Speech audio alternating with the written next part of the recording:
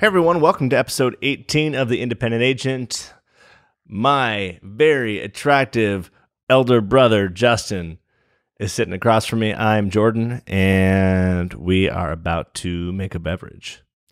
All right. Are you going to tell us what we're making today? Yeah, so I was in a little bit of a bind because I was planning on making another drink and forgot oranges. Oh. So I got lemons and limes, and we had a little bit of mint left over from last week. So I went over to Ashton. If you guys are total CSR clients, you guys will know her as the one who is taking care of you. She is the amazing one who handles all of our client, what do we call it? Client experience and customer experience, making sure everyone's happy over there.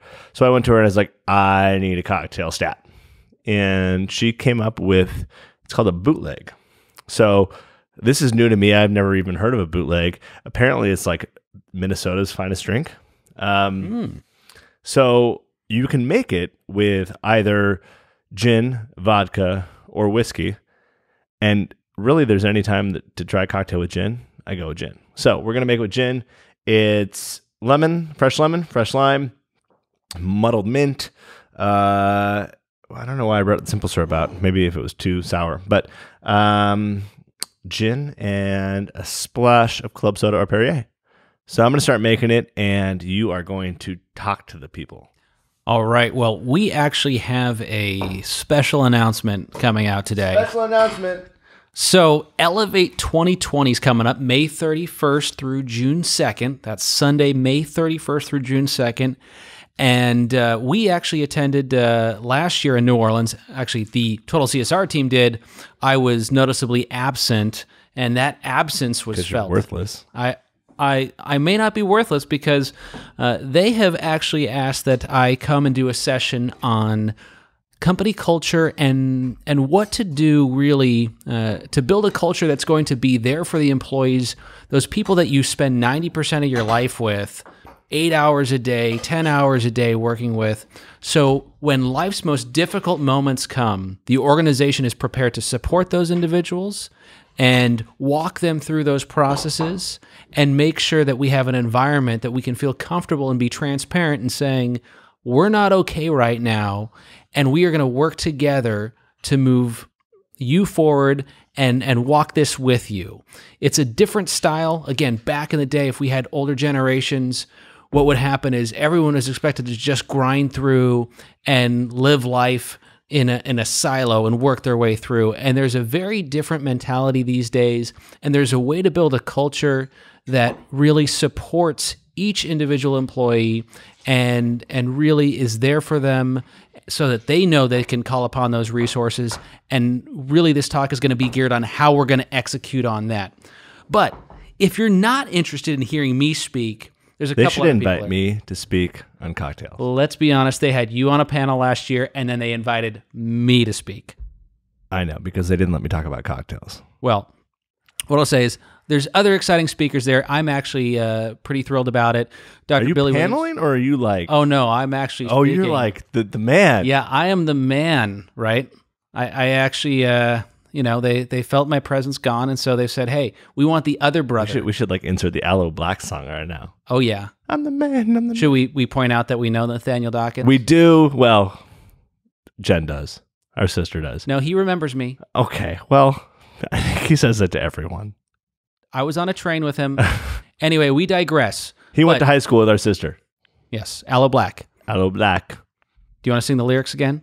I'm the man. Yeah, beautiful. But anyway, Dr. Billy Williams is there. You guys know him, Inspire Nation, and he has just tremendous... Dude, he's rad. Yeah. And if you haven't heard him speak, you need to hear him speak. So, and then... Skip Justin's, go to Billy. Yeah, skip that.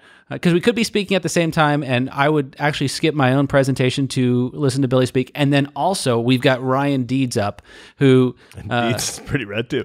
Deeds Both of them, if they're the same time as Justin's, go to those. They are so much smarter than me on my best day. This is true. And I also have to give a shout out to Ryan Deeds. They were, him and Steve Anderson were one of the few few people right out the gate who said, we are going to be supporters of Total CSR. Come on the podcast, talk about what you're doing.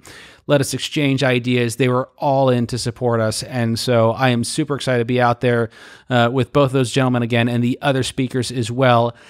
Elevate 2020 in Nashville, May 31st. And by the way, Sunday night, the reception ends about 8 o'clock. And if you've never gone down Broadway Street in Nashville, that's going to happen. We've got Olivia Schmidt, who's going to be leading the charge down Broadway Street. Is she? Oh, yeah. She is all in for that. So if you go and shoot me an email showing me your registration, you are invited to join us on a wild and crazy adventure down Broadway Street. And we'll have some fun. You'll experience some things that... quite honestly, will be memorable and not everything will be on camera, but we will give you T-shirts as well. We've got some cool T-shirts coming for that. Is Trenton going? He may go. If Trenton goes, I don't know if Trenton's going, but Trenton's our CTO, and if you get him on a dance floor, it will blow your ever-loving mind, his dance moves. He is phenomenal. Yes, he shaking will. his rump. So bottom line, elevateconference.com for Agency Elevate 2020. I'm going to be there. More importantly, Billy Williams is going to be there. Ryan Deeds is going to be there. Olivia Schmidt's going to be there. There's going to be T-shirts. There's going to be Broadway Street. There's going to be music, alcohol, dancing, and lots to learn from. So I'm all about it. I'm super stoked. And with that, talk to me about what I'm drinking. I don't know. I told you. It's lemon, lime, gin. Make-believe drink. Mint. Oh, you forgot an ingredient. He got so excited about his you brother. Said Billy Williams. I was just well, or maybe your brother who has now risen above you in popular demand. Maybe. In the insurance world, you have risen way above me. All right, here we go. I'm trying this thing. Are you sure you made that right? Not positive. That is... It's like a warhead. If the apple head went bad, that's what you made. Maybe this is why I have the simple syrup. You didn't use the simple syrup? I didn't. You want to? I don't think I want to even try anymore. Why don't you just put a little teeny weeny bitty? Okay, put a teeny. Are you going to stir it with your finger again? I will. That's probably sufficient. All right. Just a little bit there. Okay, here we go. You probably should stir it. It's just sitting up. It's like that's a floater right now. You know, it did make it taste better. It did. It was a little bit better. Okay. I'm going to ask you question one. Okay. Oh, is that a stir? It's a muddler, but I'm using it to stir because I do not have Okay, well then muddle mine. So many. Okay. All right. We're brothers. It's okay. Oh, God. Here we go. The agency I work for has grown steadily over the years, both organically and by acquisition. That did help. It did help? Yes. Yeah. Okay. Can I finish my question? No. All right. Start again. The agency I work for has grown steadily over the years. Such a long question. Both organically and by acquisition. A recent purchase brought 6 total employees, including the owner. After the fact, it became very apparent that the owner regretted his decision, and his entire staff was extremely unhappy with prior and new ownership. This has led to a lot of tension as we've tried to onboard them into our operations. He's extremely disrespectful of our training process, and the time and energy required to keep this moving forward in a positive direction is really exhausting. When I've tried to address this with our executive leadership group, I've been told he will continue to be treated like he is still an owner and we're left catering to an unhappy person. I'm running out of patience with the whole situation, but also recognize I have a job to do. Any ideas on how to get this back on track? Here's what's going to happen is either you can be the first response or you can give me like a 2-sentence synopsis of what happened in that like 1-page question, because I got lost after the second sentence. Wow. Okay. So I read my own questions and answer them because even though I have the ADHD, your attention span is somehow less. To be totally fair, I was like really thinking about the cocktail when I was like, I wonder if there should be more simple syrup in there to really bring down the tartness and all that. But then I was thinking about warheads, and then I was thinking about elementary school when I used to eat warheads and all that. So that's kind of where my brain went. Well, I'm glad your brain went there. So, okay, here we go. So anytime you have an acquisition, you're trying to bring them in the fold, it's difficult, right? So what happens is, for those who've never been involved in one, the agency owner says, hey, I'm getting acquired. Everybody on that team doesn't know until that acquisition is happening. Typically, what happens is they get an interest level or they've sought out the interest, then an offer is extended, then due diligence is done. When the announcement's made, that's typically when employees find out about it. So out the gate, employees are never happy about this. But to make this even worse, they're saying that those employees, they weren't even happy with the guy to begin with, or the gal, whoever this is, to begin with. And so you have people who didn't like the existing organization they went from to the new one, and they have to deal with a ton of change. So they're unhappy, right? And on top of this, the owner isn't very happy either. Yes? My ADD is off the chart right now. Gosh, you are so unhelpful. When you said unhappy people, I try to think about that shiny happy people holding hands song. Oh my gosh. I think Cass did something where he's like, Cass goes solo. Maybe I should do a Justin goes solo episode. So there's tension. It's difficult. You've got to find a way to overcome that. If the owner is truly going to be unhappy, all you can do is your job and work through that process. But you have to find a way, if this is truly your job to do the integration and training, to figure out what motivates that old team and find enough carrots for them to jump into your system and find the win for them in that problem. So it stinks that you're the person in this spot, but maybe that's your entirety of your role, is to really fold these people in, which means you got to figure this out. So find what motivates them. It could be different for each of those 6 people. Jordan is staring at me. He's still thinking about the alcohol. I'm so checked out on this question. Jordan needs a one-sentence question that's very simple. So I will continue. I'm still confused. Who bought who? So did they get bought, or no? Who they bought? The big agency bought the small agency of 6 people.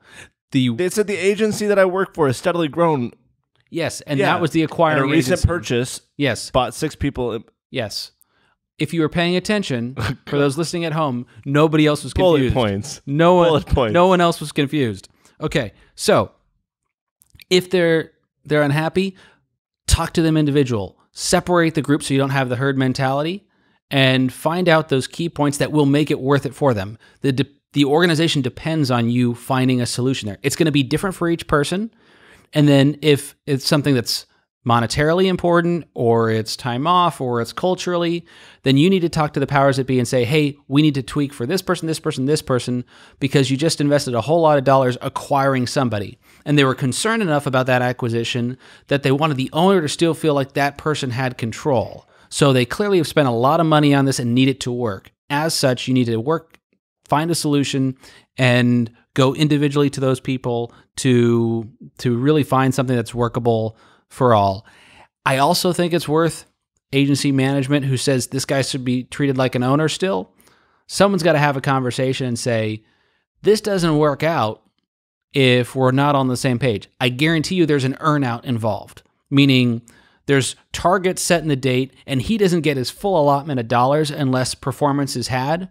So it's in his best interest to have the cultures mesh, everybody on board, and work within the same system as well. Jordan, do you have anything to offer? I think I understand a little bit about the question now, but sorry. Gosh, this is sour. That's why my brain went to like, does it need more simple syrup? Yeah. So, what about like group building activities, like team building activities? What if you just shove people in a room and have them start drinking, right? And then they can just start getting along. I'm an advocate of the booze, if you can't tell, but like go do something. If 2 teams aren't getting along, most of the time it's just because they're stuck in their old ways, and people have like preconceived notions about how people do things and always think that their ish doesn't stink. And what if we move them? What if we do some kind of structured event where they're forced to work together? Like, what if you split up the teams into 2 or 3 small groups, and you have them go and do one of those, those escape rooms, right? Something like that, where they have to start working together and they're having fun while they're doing it, etc. Or like we did in Vegas, where we stick them in a VR room. That was so much fun. Okay. I can do this part because I'm not answering this question very well, but I can tell this story. So Justin, Trent, and I were in Vegas for Applied Net October? Yes. November? October? Okay. So we go to Venetian because they have this new virtual reality stuff. And remind me to talk about the other virtual reality thing that Justin just purchased, which is magical. Okay. So we go, and I've never done one of these immersive VR things before. We go over to the Venetian, and they have a Star Wars one. You put on this full like chest body suit where you feel the impact. You go into Star Wars.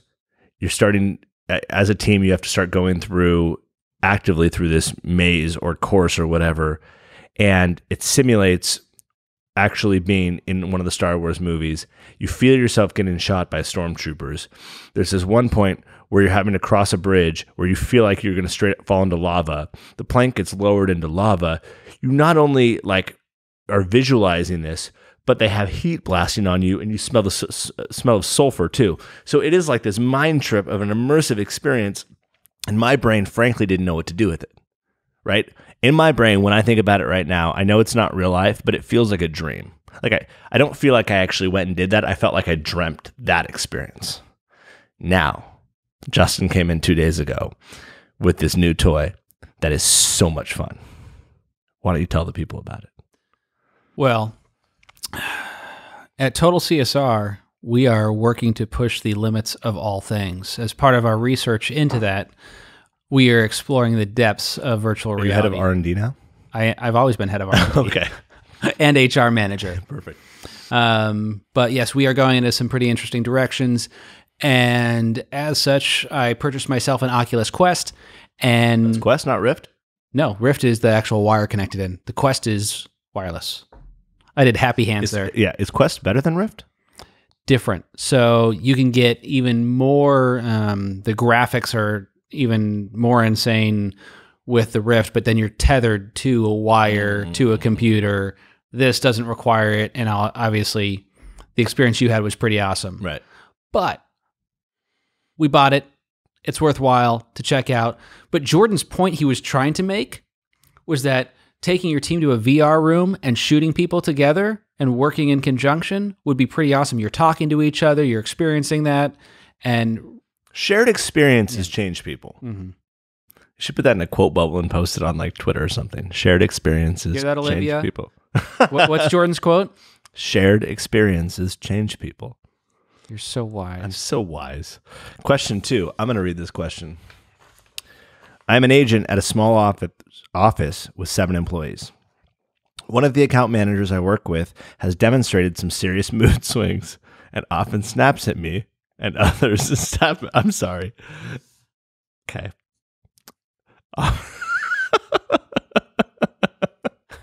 And I'm HR manager. Wow. Just sometimes you just lose yourself. Okay, I will finish it. It has gotten to the point that no one else in the office speaks to her unless they absolutely have to. I know she has some difficult things going on in life right now, but I don't think it's fair to the rest of the staff to have to walk on eggshells all day long. I've reported this to her manager, but the behavior has not improved. Is there anything else I can do? Have you talked to her? Or him? I guess it could be him. That's a problem. When you guys write these questions, can you specify it to her or him or she or he? Why does it matter? It helps for context in my brain. Okay. And short bullet points also help him. Right. They do. Justin said it a few episodes. I'm a huge proponent of just like being honest with people and saying where you're really at to their face. And having to go and meander around stuff doesn't always achieve the greatest results. If people hear about it, they feel like you're talking behind their back.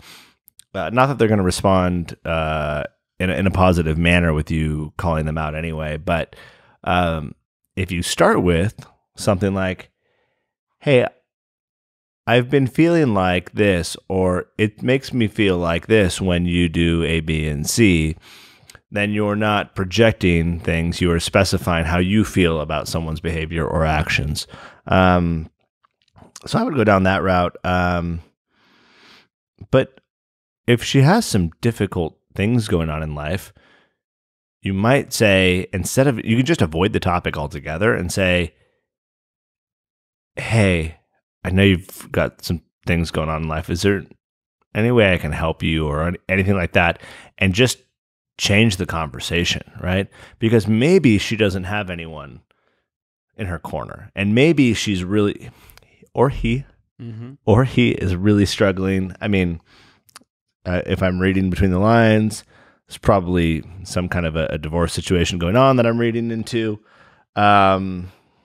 She has some difficult things. It is a she. And I would just say, hey, maybe you'd tell the whole team to let's rally around her. We know what's going on. Let's kill her with kindness. Tell her, hey, I know things are tough right now. Can I take this off your desk for you? Can I do A, B, and C? I just think that there are ways that you can go through and show empathy and love your human being that's going through some trials, and it might shift what's going on. I tend to agree with you. It's also a great coincidence that this is exactly what I'm speaking about at Elevate. Oh, goodness. I know. What are the odds? What are the odds? Wow. So are you not going to give your response so they can come hear you? So what we're going to do is the individual who wrote this question is coming to Elevate on us. So we're going to take care of it. They can come hear it live and in person, but hopefully they don't want to hear Ryan Deeds when they go out there. But I want to say this, that even Jordan's assumption that maybe it was a divorce situation, it could be a number of them. There's actually 7 that come to mind. And there are just 7? There's not 8 or 6? There's 7 distinctly different ones that come to mind. And that's part of the talk. But what I'll tell you. Okay, that's part of the talk. Okay. But way to bury the lead there. Yeah, but the leading with empathy and understanding that what you're seeing, a mood swing, is a symptom of something else. And, if, yes. It could be biological. Gosh. So when you have employees in your organization that are struggling, and actually the stats are at any given point, 20% of agency employees are going through some type of mental health crisis. So 20% of the workforce, which... How do you define crisis? Divorce, depression, anxiety disorder, bipolar disorder, a lifetime event like death, you name it. So there's lots of these different types of things that 20% of the workforce at any one given time. So if you got 30 employees in your organization, 20% are struggling with that. So we're all really dealing with this anyway, but are we being proactive about it? And so the starting point, as Jordan said, is go directly to that person. I would be honest and say, I see you're struggling.